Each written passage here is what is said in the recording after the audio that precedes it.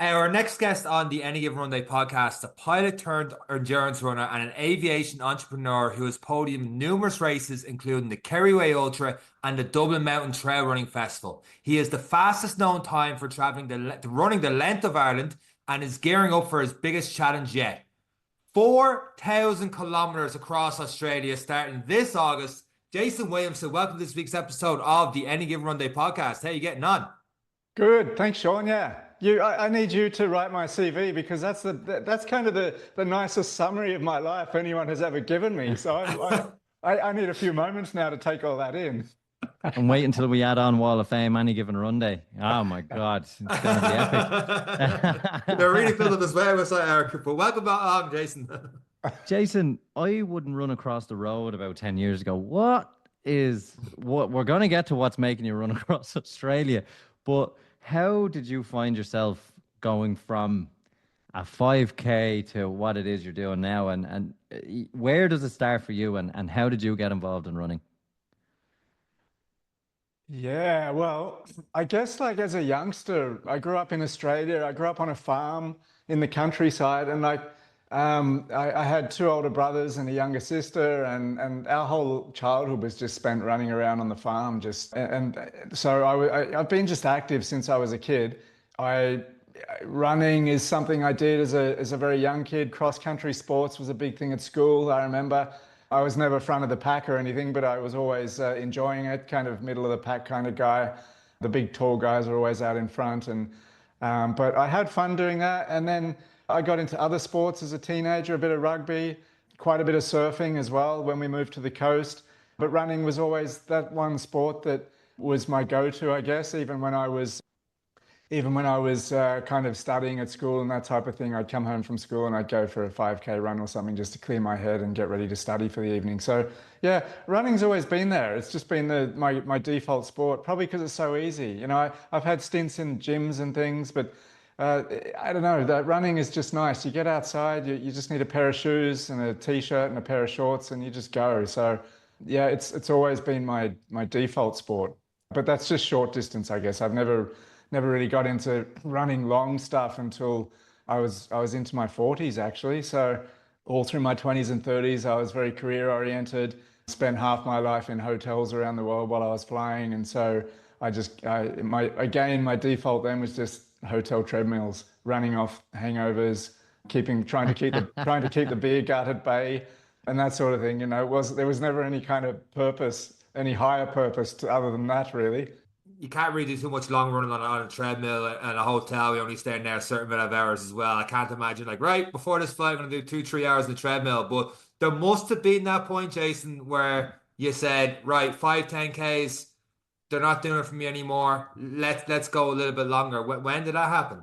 So that happened like probably about 8 or 9 years ago now. I was really busy with work. We'd been very busy for a few years setting up the company that I've now got, Six West. And so I'd just been living and breathing that kind of work around the clock, quite a bit of social drinking, almost no exercise for a couple of years. And I remember a few photos were taken of like the group, and I looked at myself I was just like aghast. I couldn't believe that I deteriorated so much in a few years, in my early 40s.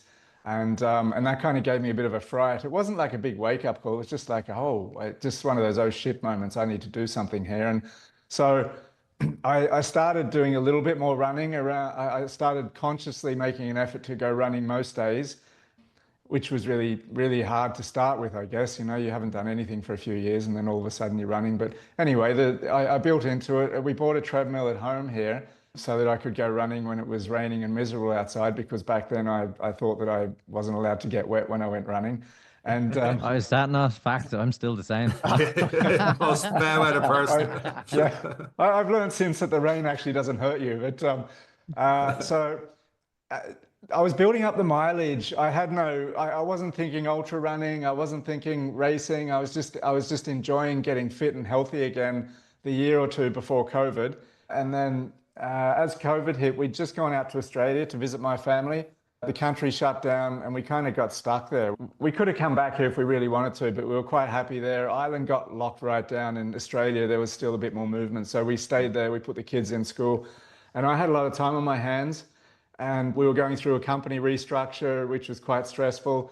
And I just found that I had a little bit of a fitness base, and all of a sudden I was outside every day and I was just running for 1 hour, then 2 hours and 3 hours. And I just found that the more I ran, the better I felt mentally. Obviously I got fitter, but I loved the way it cleared my head. And I just found that the longer I ran and the more kind of, distraction and noise that got stripped away from my life as I ran, my head became so clear. I was able to make good business decisions. I was able to make better decisions with the family. COVID was a very strange time for everyone, I guess. And so for me, I guess what drew me into that really kind of long endurance running was more of a mental outlet. It was just a place to go to find peace and to find a clear head. And then obviously just enjoy the benefit of getting fitter as well.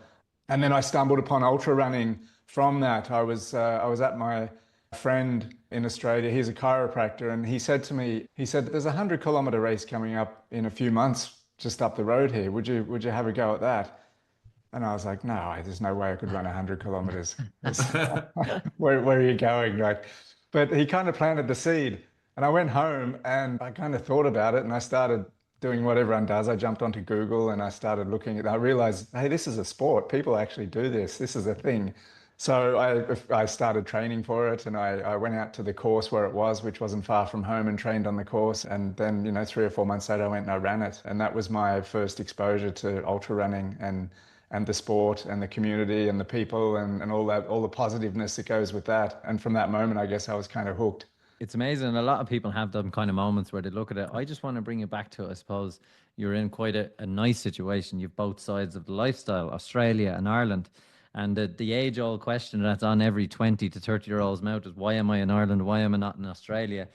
From a running perspective and a lifestyle perspective, what do you see as the major differences between the two? Obviously, there's benefits to both and there's niceties to both.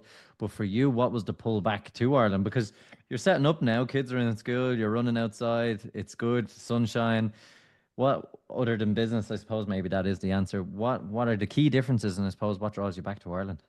Well, I guess my wife is from here, from West Cork, where we live, down near Skibbereen. And I met her just over 20 years ago out in the Middle East. We were both working in Saudi Arabia. She was a nurse out there, and we met at a party one night. And within a few years, she kind of dragged me back here. So it was never part kicking and screaming. Yeah, it was never part of my master plan as a teenager. I never went to school telling my mates that I was going to move to Ireland when I grew up. And throwing darts at the board, you wouldn't even hit it. No, yeah. So I ended up here, and we built a house, we got married, we had kids, and the kids, at the beginning of COVID were like, the oldest back then was about 12. So they were established here, 3 kids. And so it was home here. Ireland was home. And for years, we'd just been going out to Australia, visiting my family once a year or once every 18 months or so. So it was it was never really a given that we were going to not come back here. We were always coming back here. Our house was here. So, actually one of the things that I remember because I really kind of upped the volume and was doing, that's when I sort of got into really serious training and running during COVID in Australia. I remember when we flew back to Ireland, it had been nearly 2 years we'd been away, and I was actually really worried that going back to Ireland would see me return to my old lazy ways, because we came back New Year's Eve, actually, I think we landed. So it was like the middle of winter. I just left summer in Australia where we had long days and beautiful weather and all that. And it was actually stressing me out for probably a month or two. When I knew we were coming back, it was on my mind that I thought, this is going to be the end of it. This is going to be where it all goes south again. And I just end up down at the pub every weekend. And then this will just be a distant memory, because that's kind of the pattern of my life, has been to do something for a year or two and then fade away and come back and, just go up and down. And so when we landed in Ireland, we drove home here. And my wife took the kids down to my in-laws to say hi to them, and it was dark, it was nighttime. And the first thing I did was I just ripped open the suitcase and threw on my running gear, and it was pissing down rain outside, it was cold, and I threw my headlamp on and I just went for a run. And I just thought, right, that's it. I've got control of it again. Now I'm not going to let this bad weather, I'm not going to let the winter time and the cold wind stop me. So that was so it didn't stop, and I've been able to continue it for the last 4 years or so. You just picked a further pub to run to, and then you disappeared for a Yeah. few hours. Jason, this 100 kilometer, your first race, this is not the Elephant Trail race, is it?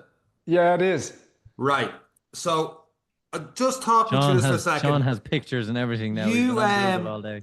you need to clear your head. You're getting into long run. You need to clear your head, and you must need long runs to clear your head. Because obviously, when you're training for 100 kilometers, and Lord knows I need them. I had the legs for it, wish I could do it. But when you're googling, did you Google the time it would take to win the thing? Because you somehow managed to do that and come first place. And your very first ultra, you do 100 kilometers and you win it. Is that right? Yeah, that was like, no discredit to anyone in the race, but it wasn't like a world trail major or anything, but it was still, yeah, I did win it. And I really, that really surprised me. I was shocked. Well, your first 100K race, I mean, even the most egotistical of us, not looking at going, I might be in to win this one, Yeah, I was kind of shocked when I finished it, to be honest. But then it was an interesting race. It was a 4-loop course, 27 kilometers per loop, so it was about 108K. And so you do the first 2 loops clockwise, and then when you leave the home base or the main aid station, the third time you turn around, you do the last 2 loops in the opposite direction. So it was interesting because I was with the lead pack for the first loop, and then I kind of pulled away a little bit, not intentionally. It just kind of happened. And then after that, once we changed direction, I was able to see where everyone else was. And it was really whistling at them, interesting. giving them the fingers and all. Yeah, this is my first time. Look at me. I mean, yeah, I did. It was an amazing race. It was really hard. There was a lot of vert. There was about 6,000 meters of vert in that, and a lot of it was like really steep up and down, like scrambling over trees and boulders. So I was just in bits by the end of it. But yeah, I did finish, and I did amazingly win it. And I think that's perhaps that's one of the reasons I was kind of hooked as well, because I thought maybe I can actually do this in a half decent way. So, because I hadn't done any formal training for that, I'd kind of Googled a few, the theories of endurance training and the idea of doing a long run once a week, and mostly easy running with a couple of workouts. So I was kind of building my own, my own kind of training plan for that, but I obviously didn't put enough fast, hard downhill running into it, because I couldn't walk for about a week afterwards. My quads were just smashed. That was going to be my next question. What did you learn most from that? What do you do now when you're training or running, and you look back then and looking through Google and all the rest, you're like, can't believe I had this approach to long distance running. Was it the downhill stuff? Was it strength training? Is there anything you're like, oh, I can't believe I approached this way? Couple of things, I guess. Like, it was probably not long after that I got with a coach, an Australian coach, Andy Dubois. He's quite well known in the ultra scene. And when I kind of spent a couple of months after that race debating internally whether to get a coach or not, because I was like, there's pros and cons, that we all know that. But it came down to, for me, it just came down to the fact that I was doing a lot of training. I realized that I really wanted to give this sport a good nudge for a few years while I could, and I was aware of the phrase junk miles, for want of a better term, although there's not really that many junk miles out there, but I was aware of it, and I didn't want to be. I found myself second guessing as I built my training schedule each week, thinking, should I do hills today, or should I do speed, or should I do this or that? And if I'm doing a speed session, should it be like 3 minutes or 5 minutes? And I just found there was so much.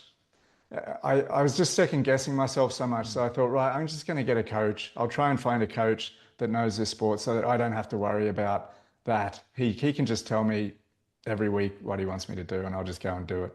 And so that was a big change. So we put some structure to my training. We kind of periodized it over the year, based on what I was targeting, and that was great. And I've been with Andy for the last 4 years. So I chat to him each Monday, and he tells me what to do. He has all my data through Training Peaks. And so that's been a big thing. Strength training is another really big thing that started probably about the year before I did the Island Way.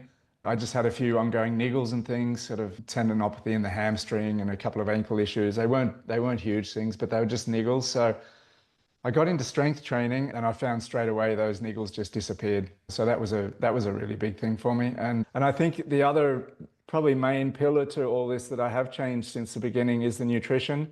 The 6 or 8 months prior to the Island Way, I worked with Paul Booth. He's a ultra nutritionist over in the UK. He crewed me for a while on the Island Way, and we spent 6 months working on my nutrition, preparing for that. And so I learned so much in that time, just so much. I realized how little I actually knew about nutrition. And so that was key. So if I look back, it was probably, for me personally, it was getting a coach. It was strength training and nutrition.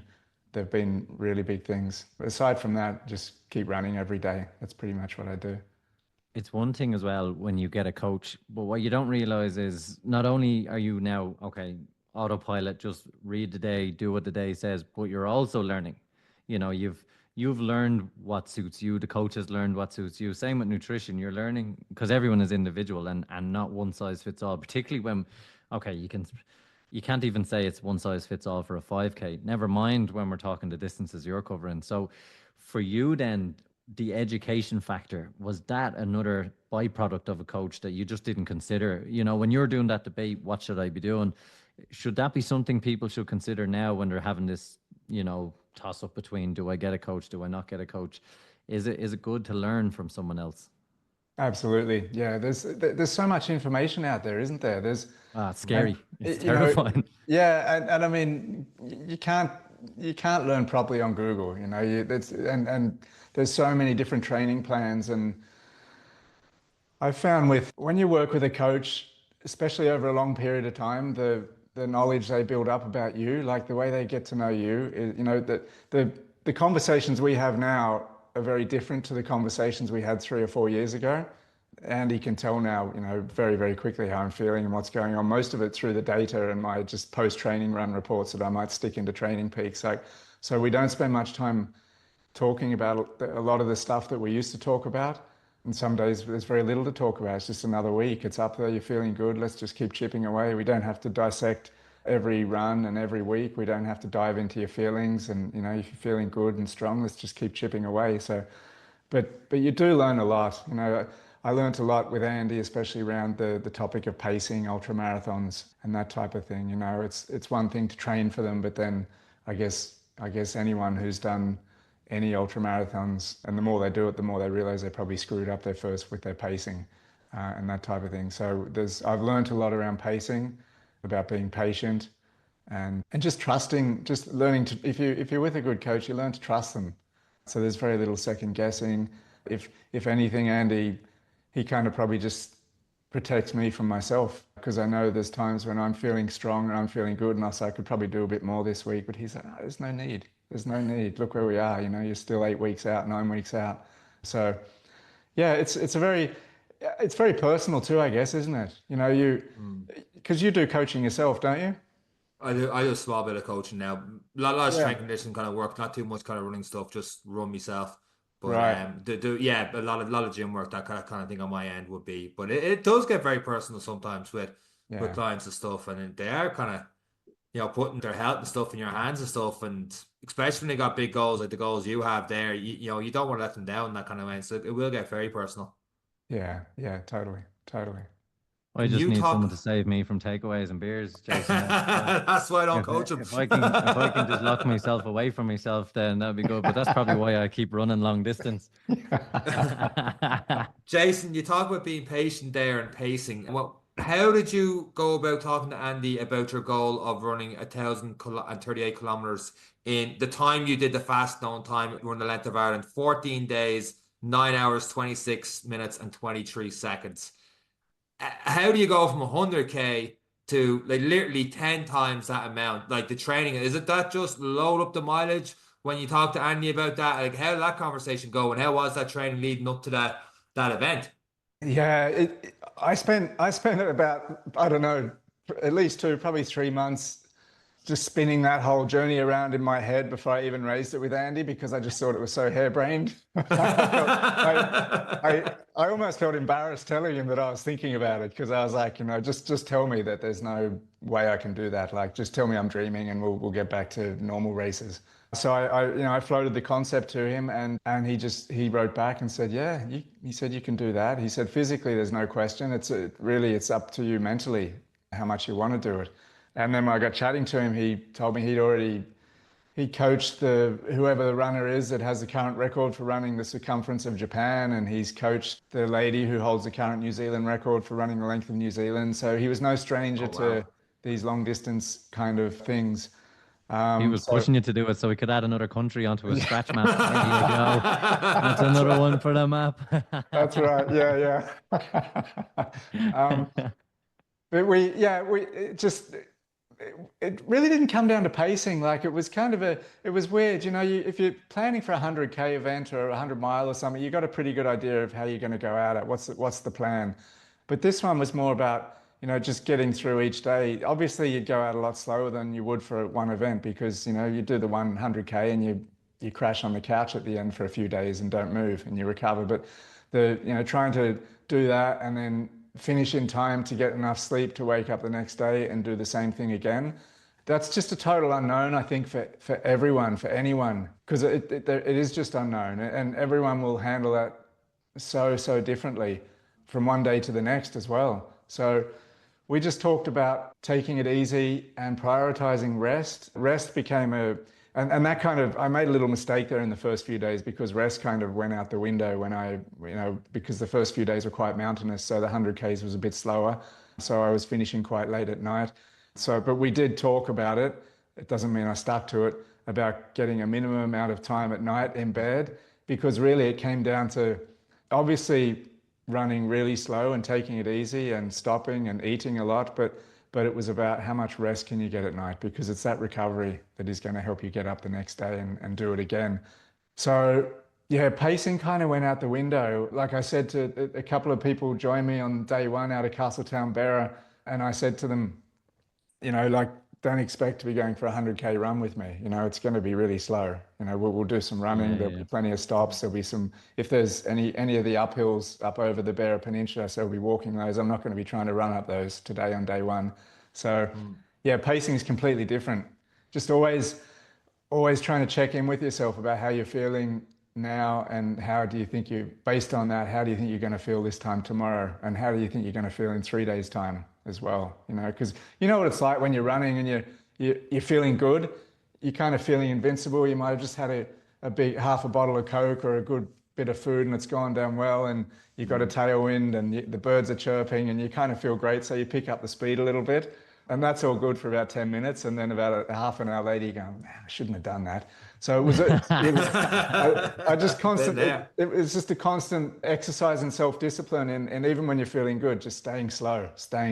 Because, so there was no magic we weren't aiming for a pace. And if you look at my Strava over that event, like, the pace just varied so much anyway, because it was probably about 60% trail and 40% kind of country road. So there was some running and there was some hiking and there was crawling through hedges a few times as well, and running away from cows who were chasing us across fields and stuff. So there's all sorts of paces. When we look at events, so some people, a 5K right now is the scariest thing they can take on. A marathon is inconceivable. Did this scare you at all? When we talk about mentality, because you just went 100K over 6,000 elevation, what did this event do to you when you signed up? Did you go, this scares me, I'm interested? Is that what drove you towards that? Is it the interest level of how far can I go, or how did you feel when you were standing down there on the peninsula and you're like, wow, this is going to be a long day? Yeah, you mean at the beginning of the Island Way? Yeah. What was it that scared you about it, or did it all? At the beginning, I think I'd kind of come to terms with it, but in the months leading up to it, I was every time I thought about it, I got scared. When I was out running, you train for these big races that are going to take 15 or 25 hours or something, and you go out and you do like a 3-hour long run, and 2 hours into it, you're feeling like crap, and you're thinking, how on earth am I going to how am I going to do this like in a month from now? But somehow you do. Somehow it all Yeah. comes together, and the brain is just so powerful there, I think, isn't it? It just the brain knows where to limit itself, and it knows on race day it's just got to go. But this thing was a bit different because I knew it was just going to go on for days and days and days, and like a lot of my training in the months leading up to it were just focused on like I listened to it and read quite a bit about just mindfulness and staying in the present, because I think that's something that's really been good for me personally with running. Anyone who's known me for a long time knows that I tend to go like a bull at a gate with anything that I start trying to do, and that's great for a little bit of time, but then it's not good for endurance sports, because that we all know where that ends up. And I think that's why, like, for years I just do like 10Ks was kind of my limit on the treadmill, or 10Ks outside, and I'd get to 10Ks and I'd just be completely ruined.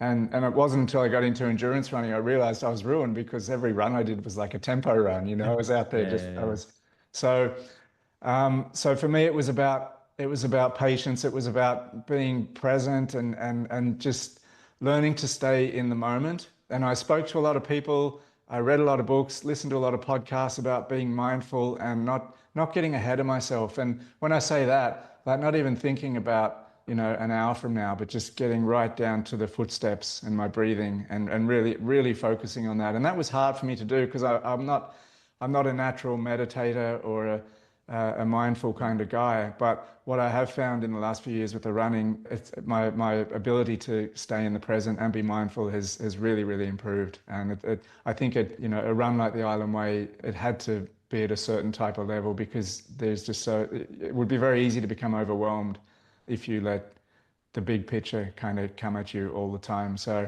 I was constantly just focused on the present. Like, for example, I downloaded so many podcasts and albums to play on that run.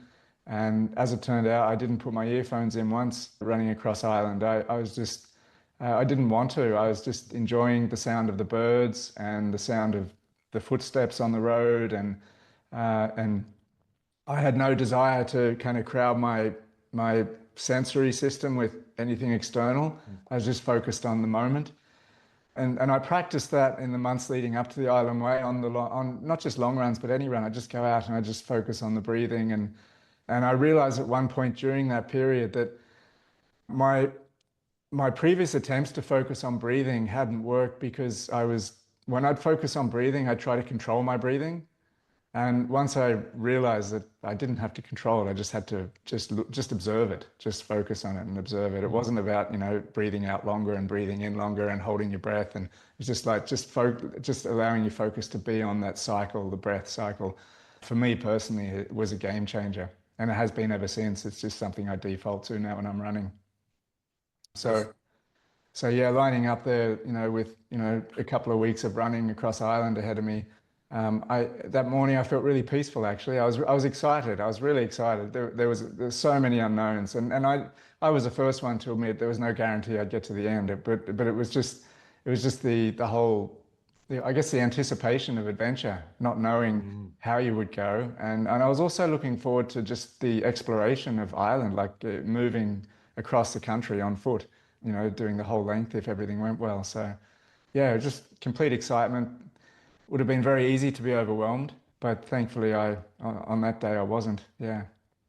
I could spend the rest of this podcast talking about just that race alone. But before we get into your big challenge, what time of year was this? I'm assuming this was like in like summertime, where you had most daylight hours and stuff like that, doing this around June, July, something like that. You did the Yeah. when you finished, at what point when you finished till you got home, till you sat down, did you say, feck it, Kerryway Ultra's coming up, I put the miles in the legs, 200K, let's hit this at the start of September and go for it? Because no, your Six West of Aviation are a big part of that now. Did you know you're going to do the Kerryway Ultra straight after this? Or are you like, I don't know how my body's going to hold up? And talk me through that. Yeah, I think I had like I started 2nd of June, ended mid-June. I think I had like 10 weeks or something from when I finished to when the Kerry Way was starting. And I couldn't walk for the first week after. When I got to Ballycastle, the last few days I'd picked up like an infection in my small toe, which had changed my running gait, which had created like a shin splint, and my right ankle had just swollen massively. So the last day of that run was the most painful of the whole trip, and which was a shame because I only had 70K that day. So I was like, 70K along the coast. It's the last day. It's going to be fun. But it was honestly the worst day of all. I couldn't. I had 20K to go, and I was thinking I'm going to need another day to do this. I could barely walk. But so when I got to the end, yeah, my leg was a mess. So yeah, I remember talking to. I remember my coach Andy. We were talking the next day or 2 days later about it, and He's he still said, scratching his map, saying, "Well done, Jason. Yeah. Don't worry about it. What's next?" I need another runner, another country now. Yeah, he was saying you probably should take a couple of days off running, and I was like, I need more than a couple of days, Andy.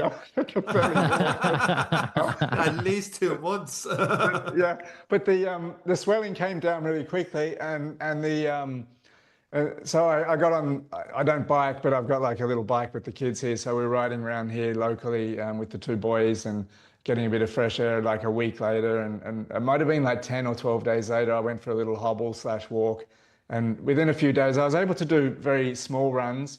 But the biggest thing for me was the brain fog. I was just mentally, I was just all over the place. I'd just fall asleep in the middle of the day, and I'd be talking, and then I'd just kind of forget what I was talking about for a bit. And I guess that happens a lot anyway with me. But You had extra excuses that week. Yeah, it seemed to happen more then. And that mental fatigue was really deep, I think. And that took me by surprise. So we got back into the running. We knew the Kerry Way was coming. And I said to Andy, I would like to have a crack at one of the events, but I really don't know if I'm going to be able to.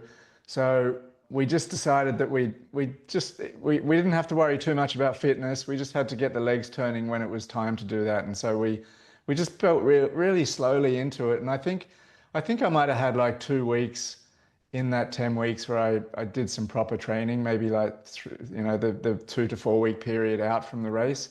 And it was at the last minute I decided to go for the 200K, not the 100K. I was actually going to do the 100, but then I was probably going through one of those moments where I felt good, and I said, screw it, I'll go for the 200. That tailwind does awful things to you. Yeah. So yeah, I lined up for that, and I honestly had no idea how I was going to go. Like I knew that I could, I knew that I could do 100K. I knew I'd get to Waterville. I didn't know how my legs would hold up. I didn't know how my mind would hold up because I knew there were parts of my brain still screaming at me for lacing up to even try that race. And so that was a real experiment. I went out with zero expectations. I said, I'll just forget the front of the pack. I'm just going to enjoy this. I had my big run a couple of months ago, so this is just something to go and enjoy. So that's what I did. I just went out and we got like to Glen Carr, and I think I was probably round about 20th or something like that. I knew there were a whole bunch of people in front of me, and it didn't bother me. I was just like, this is cool. I'm enjoying this. My body's holding together. But then by the time we got to Waterville, someone said that we were coming second. And I was like, what? What? So We've got a race. we thought we better. I was running with Michael Dowling. I don't know if you know him, but we tried to shake each other all night. Like we were just he'd take off and then I'd catch him, and then I'd take off and he'd catch me, and we went back and forth for hours. Just before Waterville, probably 2 hours before Waterville, all through Waterville, round to Carhadaniel, into Sneem, into Temple No, and then we were on our way into Kenmare, and one of us, it had been on my mind for a while to have a conversation with him about this, and I'm pretty sure I brought it up, or he might have brought it up. I was delirious by this point. One of us said, look, we're going to kill each other. Why don't we just get each other to the finish line? Because we were both we couldn't break each other. We were just kind of there. So we resolved to do that. And I know there's been a few comments since then. It's like, these guys didn't race, they helped each other to the finish line. But I could honestly say that I wouldn't have, the Kenmare to Killarney section, that took us a long time. It would have taken me a lot longer if I didn't have Michael there pulling me. Like he seemed to get a burst of energy then, and it was all I could do to keep up with him. And then talking to him after the race, he was saying there were moments before that if I wasn't there, he would have been walking, and because I was running, he was running. So we we just kind of, we fought each other, we played off each other, and we used each other's strengths to drag each other to the end. And then we crossed the line together in equal second. So, and we made a pact with each other that none of us would sprint in the last 100 meters. Was the thought there, Jason? It's like robbing the cash at the end of the game. It's like, I swear I won't take it. Can you imagine? I'd leave you with nothing, Jason. Not even your underwear. I'd take it all. Yeah. Were you tempted? Were you a little bit tempted? I'm sure it crossed our minds, but by then we were just so exhausted. We were like, oh, whatever. And I think I said to him, just go. I don't care, man. Just go. You take it. He's like, no. Yeah, we were just so exhausted by that point that, so that turned out really well. I was quite surprised at that. I was surprised the body and mind held together for that long. We have a thing where myself and Sean both agree a 5K best effort, we would choose probably fifth of things to do. Like a marathon would probably be ahead of a 5K best effort. Given the distances you're covering, now I know it was 10 weeks after, so it's very different circumstances, but if you're given the choice between 1,000 miles across one of Andy's scratch map destinations versus a 100-mile race, which are you leaning towards? Would you rather be competitive and quicker, or was that experience of 2 weeks of just you time, if you were to take out the infection and the pain, which is part of the experience, something that you add to you, but which would you choose? Has 100K become your 5K? Well, if someone said to me there was only one more event left in my life that I could do and I had to choose it, then I think I would choose the cross country multi-day journey. But it would be a hard choice because the last year I did the Kerryway 100K and I loved that. I really enjoyed that. That was so much fun. And I look back at last year at that race and it was just a hoot. So they're two very different things, that's over so fast. It's a bang, it's over. You take off it as the sun's setting and then you're sitting in Killarney for breakfast. It was just, I couldn't believe it. But the multi-day long distance thing, I don't know, there's something really special about that. I think it's kind of life-changing, that feeling of when I got to Ballycastle after experiencing so many doubts along the way, big serious doubts that I might not make it. I spent a day in hospital on day 5 or something in Ballinasloe, and it was just full of ups and downs. And I think one of the really big things for those kind of events is the team. It's the crew around you. It's the memories you build with the team. And that's so cool. You have crew, when you have crew on these ultra runs, that's really cool as well. But when you're spending days and days with them, and they're seeing you go through days of being low and then days of being high, and they're cooking your meals and they're putting you to bed and they're doing everything for you. Like, it's really humbling, actually. It was a really, really humbling part of that journey. Crossing Ireland was the way that people had to look after me and the way they did look after me. It was something I hadn't really contemplated until I hit those low spots where I was just completely useless to myself. So I think I guess the experiences are probably just, for me anyway, they're just a little bit richer. They're deeper and they're richer, and they're sort of, and that's not kind of writing off the memories I've got from races either, which have been awesome. But yeah, it's just something really profound about doing it day in, day out, always knowing that you might not make the end. And the only way you're going to get through the morning is to work with your crew and to break things down into that half of the day and not think about the next 10 days that you've got to do, that type of thing. It was, yeah. So if I had a choice just to do one, it would probably be the cross country one again. Yeah. To Eric's point, I saw you talk about the Kerryway night, and you're like, the 100K, there was no time to stop or talk to people or stuff. It was go, go, go, rest. I'm like, I took rest during Dundee 50K at every loop for a minute or two and talk to the crew. I'm like, Sean nearly rested that long. He nearly clocked out every time. Oh, that's funny. So that's I can funny. see how you treat it as like a 5K sprint. It's for us to that 100K for you. Yeah, that's funny. Yeah, because I remember on that 200K after the Island Way, I said to myself at the Ed Payne was crewing me. I don't know if you know Ed, but he's known up in Kerry there.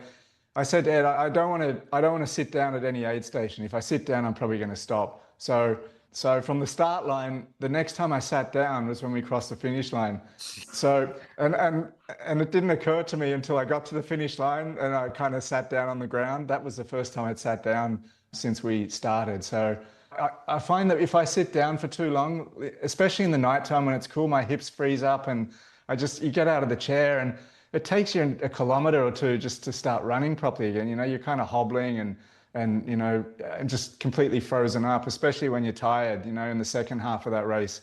So I just find the best thing is I just stand there, swap bottles out, have a bite to eat, keep the legs kind of moving, and then just trot off. It suited me. Jason, your last day of the Ireland Way, hobbling 70k, felt like you wanted to break it down to two.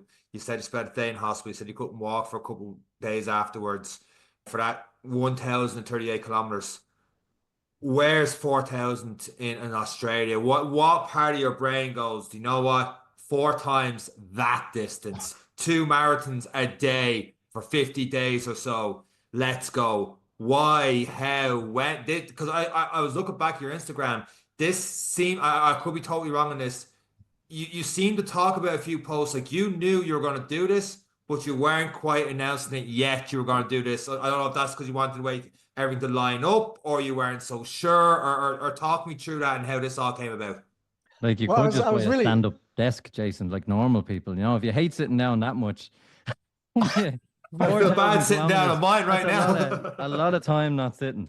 Yeah.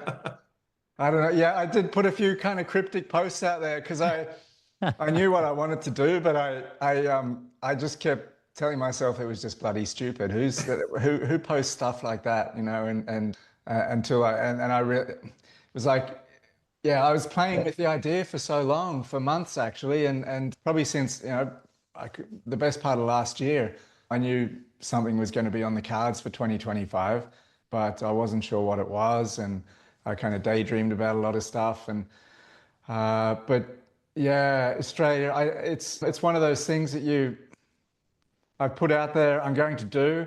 I have no idea how I'm going to do it.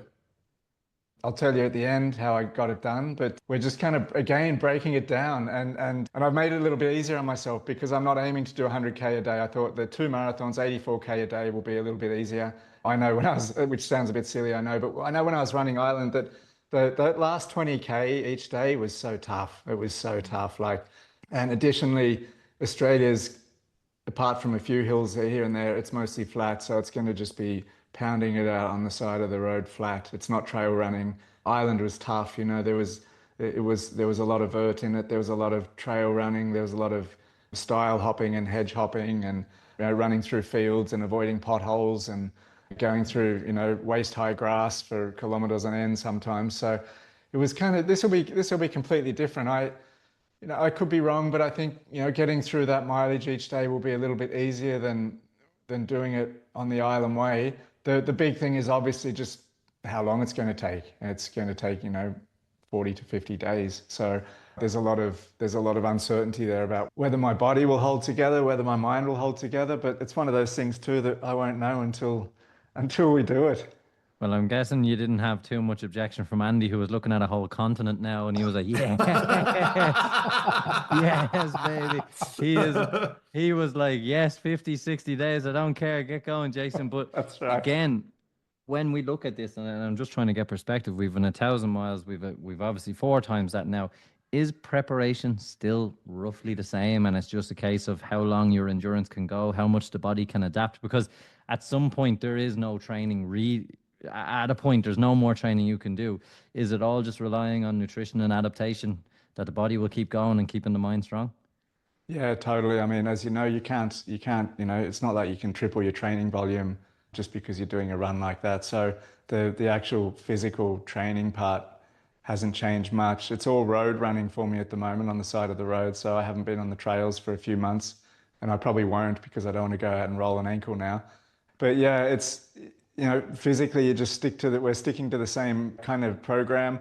We'll see, you know, I'm about 18 weeks out now. So we're kind of bearing in mind that maybe around May time, I might be able to just ramp up the volume a little bit, put a little bit of extra load on things. We might try and do like, 2 or 3 days in a row of long runs and then keep the rest of the week really light just to try and mix things up a little bit. But physically, yeah, it's all, it doesn't make sense, does it? When you look at what you train and then you think, well, I'm going to go and do that. It's kind of like, well, how does that happen? But somehow it does happen. But yeah, a focus on nutrition again now. And a huge thing I think is rest and stress. I think they're two really big things that I know I probably underestimated for a long time, but I've become really aware of it in the last couple of years. Like for recovery, like you put in all the, it's one thing to put in all the training, but if you aren't recovering with good nutrition and then good rest with low stress, a lot of that training just goes to waste.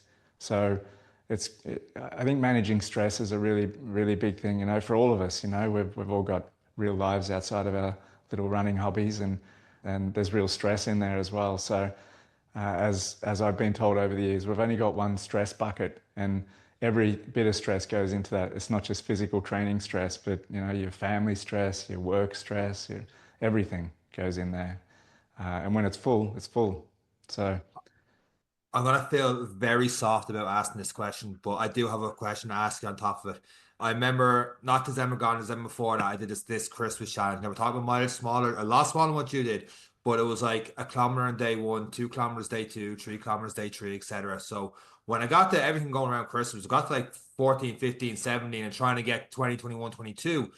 It was very tough to do that and to do stuff with work and do stuff with meeting people and all the rest. And I found that because I put so much for me into running, it was an hour, 2 hours a day. It kept building up. I found it very hard near the end to juggle a load of things. Like it was Christmas Eve stuff going on, and I was like, shit, I need to get 24K in for this to get done. 23 was very hard for me to do.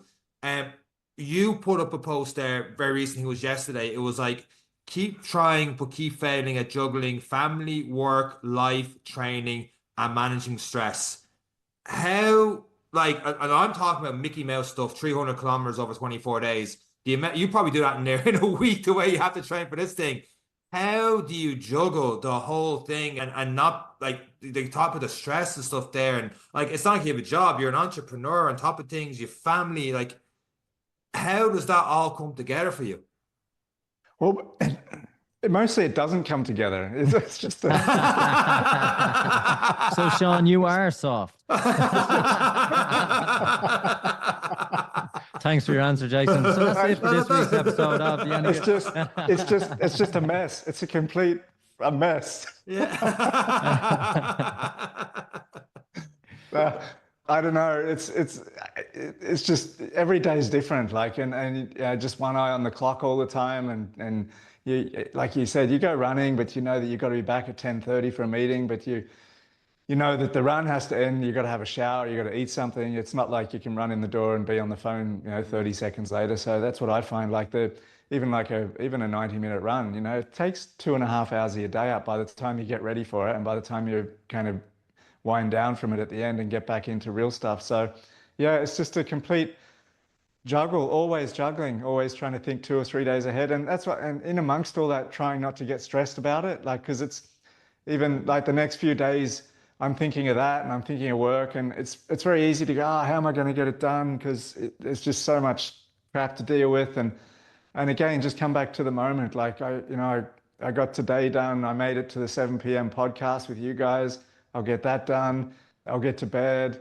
And tomorrow I'll just get the morning. It's just like breaking everything down constantly. It'll take about 4 hours to come down from the high of this now, Jason, to be fair. You might get a sleep tonight. That's right. From the family perspective, what is it like for them? Because we know the toll it can take on our other halves or for us going to support others. And now we get great enjoyment out of it. Don't get me wrong. It's very enjoyable. Others might not agree. How do you find it from the family perspective? Obviously, you have kids looking at you doing these great things, endurance, pushing your body, pushing your boundaries, and still maintaining your family life. How do you find their support when you look at a challenge like Australia? Because it's a big thing. It's one of the big question marks when we put out there, we're going to do a run there. Everyone thinks, oh, who has what on that day? What football match is on? Where's the Williamson taxi going on Saturday morning? So what way does it work in terms of balancing the family life?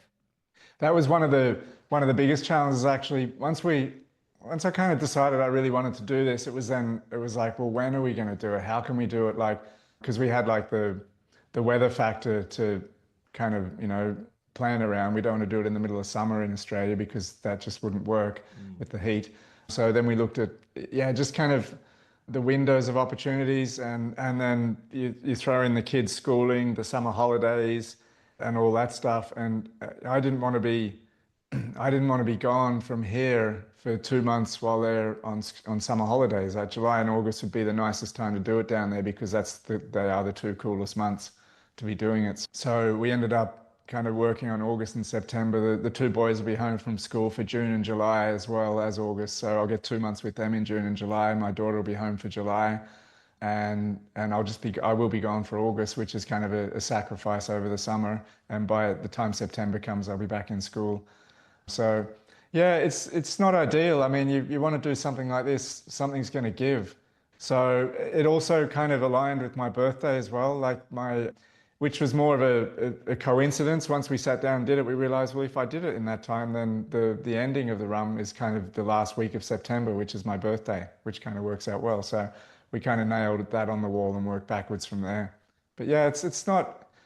There's always going to be a victim to this kind of sacrifice, isn't there? It's not perfect. It's never going to be perfect. So It's not just a birthday, though, right? no, it's my 50th. So That's a long way to go for a few pints, Jason. That's incredible. Some people for their 50, they just go for a night out or something. I That is know. phenomenal. Before we wrap it up, I'm conscious of taking up too much of your time here now, Jason. You've talked to Feb on your Instagram about, different, obviously you've talked about your why here, but you're talking about raising awareness and stuff for mental health, and you seem to have a lot of interesting conversations, I suppose, for lack of a better term now, with people on different charities and stuff you were thinking about doing this for. Yeah, so like when I look back at the Island Way, and we raised funds for Temple Street Children's Hospital, that was a really personal experience because they helped save our son's life years ago. And I look back at that story and how we did it. There were a lot of learnings, and I've had a lot of people say to me since then that they felt like the Island Way was an opportunity lost to tell a bigger story because I wasn't really into social media and I wasn't really an active kind of user of it. So what we've done this year is I've had lots of people encourage me, and I've just decided to screw it. I'll just push the comfort zone on everything, including getting my face onto social media, because it's not my natural habitat. It's not where I feel most comfortable. So we thought, well, we're tying the company. Six West has my backing with this too. So there's people in the company who are much smarter at this stuff than me, and they're helping me with the social media side. And we thought, well, let's yeah, it's nice to do a run like this across the country for your 50th birthday, but it has to be more than that. I want it to be for something a little bit more than just me running. It seems a little bit kind of narrow-minded. So we put a thing out there recently on Instagram about what charities meant a lot to people. And yeah, basically it was almost unanimous. Everyone got back and talked about mental health charities, and we figured, well, I'm in Ireland. My family's Irish. I'm half Irish. It's going to be running in Australia. It makes sense to do two charities. We'll do one in Ireland and one in Australia. And so this week we're just in kind of the final stages of kind of pairing up with a couple of charities, which will be really cool. So we'll have it'll be good because people in Ireland will have something they can kind of focus on supporting if they want to, and people down in Australia where the action's happening will have something as well. So yeah, I'm really looking forward to that side of it. When I ran across Ireland, it surprised me the fact that I was doing it for Temple Street helped me on so many occasions, a lot more than what I imagined when I started that run. I had no idea that it was going to impact so many people because I was raising money for Temple Street Children's Hospital. The amount of people that came out on the road and met me and talked about an experience they or someone in their family had had with Temple Street, might have saved someone's life in their family or looked after someone at some point in their lives. They've had such a massive impact across Ireland and so many families, and that really blew me away, and it really helped me get through a lot of the tough times on the Island Way. So I'm hoping the same thing might happen with this run as well. I suppose everyone has a why. I suppose you have yours, and everyone needs that. And we see it. You know, we did the Dublin half marathon last weekend, and as we're recording this now, and you see people running with t-shirts with pictures of people on them. You see people going for a charity. You see people pushing people in wheelchairs. You know, everyone has that earning for running, but I suppose when you're doing it, it's some people it's that extra why, it's that extra meaning that gets you through these long events. And I've no doubt, no matter what one you pick, considering it's mental health, and we're talking about raising awareness about mental health, you're going to be in your own head for a very long time, 40, 50 days of processing everything that's gone on. You're looking back nostalgically over 50 years as you're running in, and that's ultimately what it's going to end up being. It's going to be, you know, Jason, this is your life as you get to the last couple of 100 kilometers. Is that going to be a surreal experience, given your experience with what you think of and what you do? And well, obviously it was 2 weeks or so in Ireland, and you're aware of what that's going to do mentally. How are them last couple of days going to be? Is that something you're anticipating? Yeah, sometimes I think about that, and I know that the feelings I had when I ended the Island Way, like I got quite emotional, and I wasn't planning on that. I wasn't expecting that, and so I know, you know, probably a similar thing might happen, and it's nice to know that, because although it's a long way away, it's one of those things that might just help you pull you through some of those moments too, when you wonder what the hell you're doing out there, maybe on day 25 or something, and questioning everything about the run. Just knowing that feeling at the end, if it's anything like what I experienced at the Island Way, will just be, it'll make it all worth it. Yeah. Jason, where's the best way people can follow your journey between now and you setting off on, I think it's August 8th, is it? August, do I have it in front of me? August 8th or Yeah. so, August 7th? August 7th is a plan. So yeah, what we'll do, we're going to have a videographer along the whole trip with us as well, which is really cool. We've just signed up with him this week, and so he's going to be filming every day and creating, we're hoping, like a high quality reel at the end of each day, summarizing each day, and then perhaps like a YouTube summary at the end of each week. And that'll be on my Instagram at Jason Williamson Ultra. That's going to be the main platform, and yeah, YouTube will be there as well. But I think the Instagram will take everyone to YouTube whenever there's something goes up there as well. So our plan is I really want to tell the story this time, because we made a small effort when we did the Isle of May, but nothing compared to what we want to do this time. There's going to be a much larger team in the background trying to capture this story, which I think will be cool. This a first, or is this a fastest known time attempt, Jason, or what are we looking at in terms of the route? Is kind of my last question, so people can have invested interest. Like the regular route that a few people have done is Perth to Sydney. So I'm doing Perth to Port Macquarie, and Port Macquarie is like a few hours drive north of Sydney. It's only because that's where my family is and kind of where I spent my teenage years. I'd like to finish on the beach there. So my particular route hasn't been done, but the Perth to Sydney, which is the same distance, it's within 100K of each other. The record there was set in 2023 by a Sydney guy, Chris Turnbull, and he ran it in 39 days. So he did 100K a day for 39 days. Wow. So yeah, I don't have any kind of formal, I'm not going to stand out and say I'm going for the record or anything like that, but I'll be pushing myself as hard as I can as well.